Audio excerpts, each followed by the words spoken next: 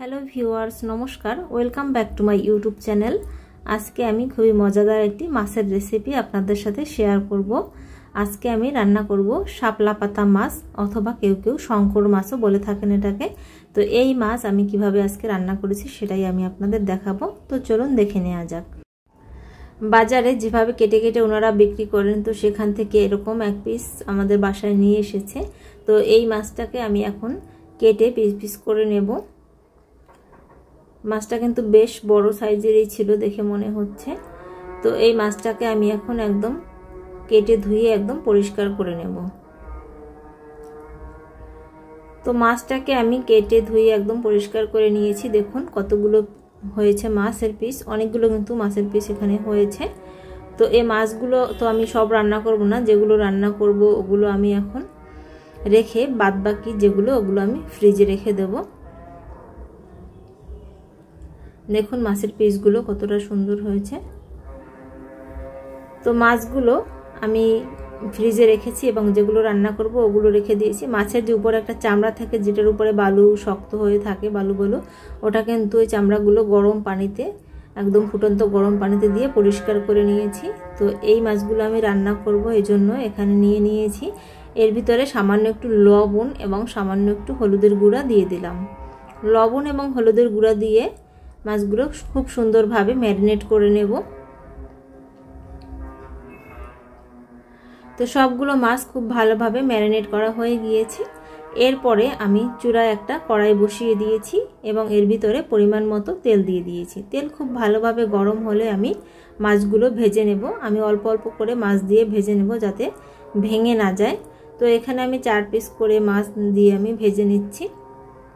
তো এক পাশ ভাজা হলে অন্য পাশ এরকম উল্টে ভেজে নিতে হবে। খুব বেশি কড়া করে ভাজার দরকার নেই, হালকা অথবা মোটামুটি ভেজে নিলেই হবে। তো আমি এরকম করে মোটামুটি ভেজে নিয়েছি, খুব বেশি ভাজিনি। এবারে আমি মাছগুলো তুলে নিচ্ছি। একইভাবে আমি সবগুলো মাছ ভেজে নেব।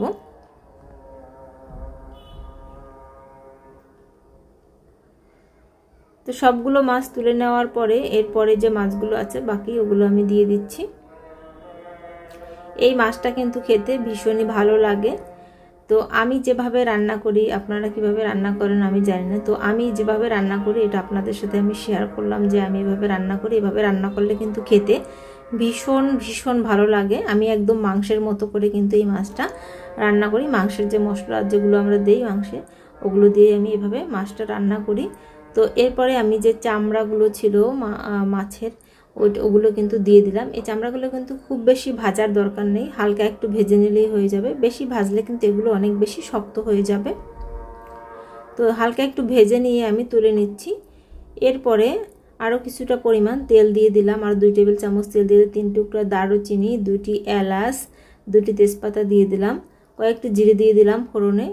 এরপরে দিয়ে দিলাম 1/4 কাপ পেঁয়াজ বাটা। এখানে আমি পেঁয়াজ বাটাটা ইউজ করেছি, আপনারা চাইলে পেঁয়াজ কুচিটাও দিয়ে দিতে পারেন। তবে আমার মনে হয় পেঁয়াজ বাটাটা দিলেও বেশি ভালো হবে, কারণ পেঁয়াজ বাটা দিলে এর যে গ্রেভিটা কিন্তু অনেক সুন্দর হবে। তো পেঁয়াজ বাটা দিয়ে কিছুক্ষণ ভেজে নেওয়ার পরে এর ভিতরে দিয়ে দিলাম 1 চা চামচ আদা বাটা এবং 1 চা চামচ রসুন বাটা। আদা এবং রসুন বাটা দিয়ে আরও 1 থেকে 1.5 মিনিটের মতো কষিয়ে নিলাম, এর কাঁচা গন্ধটা চলে যাওয়া পর্যন্ত। এরপরে গুঁড়ো মশলা অ্যাড করেছি, 1/2 চা চামচ হলুদের গুঁড়া, 2 চা চামচ লাল মরিচের গুঁড়া, 1/2 চা চামচ ধনিয়া গুঁড়ো এবং 1/2 চা চামচ জিরার গুঁড়া দিয়ে দিলাম।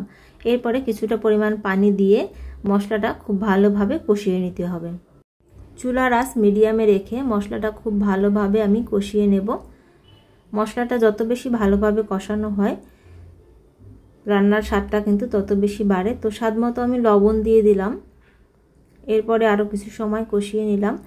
যখন মশলা থেকে এরকম তেল ছেড়ে দিবে তখন বুঝবেন যে মশলাটা হয়ে গিয়েছে কষানো। তো এ পর্যায়ে আমি মাছ দিয়ে দেব। ভেজে রাখা মাছগুলো আমি সব দিয়ে দিলাম। ভেজে রাখা মাছগুলো দিয়ে আলতো করে নেড়ে কষিয়ে নিতে হবে আরও 1 থেকে 1.5 মিনিটের মতো। এখানে কিন্তু সাবধানে খুব নেড়ে চেড়ে নিতে হবে এবং মশলার সাথে মাছটা কষিয়ে নিতে হবে। তো মাছ দিয়ে মশলার সাথে খুব ভালোভাবে কিন্তু আমি একটু কষিয়ে নিয়েছি। এরপরে পর্যাপ্ত পরিমাণ গরম পানি দিয়ে দিলাম। তো পানি দিয়ে আমি নেড়েচেড়ে মিশিয়ে দিলাম।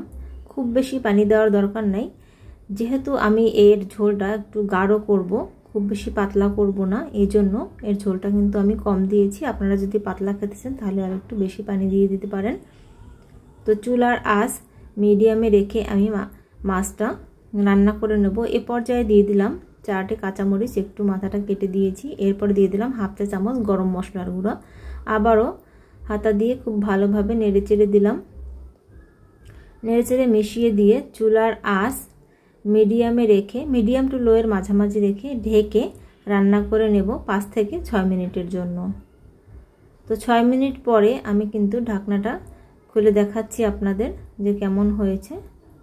6 মিনিটে কিন্তু মাছটা পুরোপুরি হয়ে গিয়েছে রান্না। দেখুন গ্রেভিটা একদম ঘন হয়ে গিয়েছে। তো আমার মাছ রান্না কিন্তু হয়ে গিয়েছে।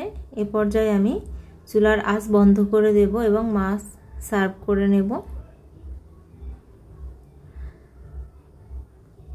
তো আমার এই মাছ রান্নার রেসিপি যদি আপনাদের ভালো লাগে তাহলে অবশ্যই আমার ভিডিওতে একটা লাইক দেওয়ার অনুরোধ রইল, এবং আমার চ্যানেলটি যারা সাবস্ক্রাইব করেনি আমার চ্যানেলটি সাবস্ক্রাইব করে আমার পাশে থাকবেন, এটাও আপনাদের কাছে অনুরোধ রইল। তো এভাবে বাসায় ট্রাই করবেন এবং আপনারা কে কীভাবে রান্না করেন সেটাও আমাকে কমেন্টে জানাতে পারেন। তো এতক্ষণ আমার ভিডিওটি দেখার জন্য, আমার পাশে থাকার জন্য আপনাদের সবাইকে অসংখ্য অসংখ্য ধন্যবাদ।